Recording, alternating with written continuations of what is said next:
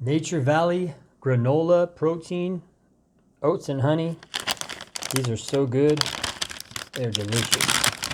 Before I eat them all, let me show you what they look like.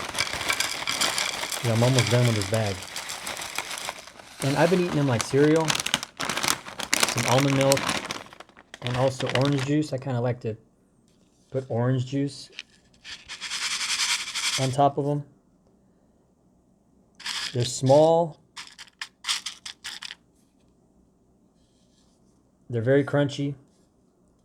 They're not the crunchiest, but they're on the crunchy side. So I kind of like not super crunchy. That's why I kind of put them in some almond milk or some orange juice or something to kind of soften them up a little bit. But they taste amazing. So I hope you enjoy these, and I hope you have yourself a great day.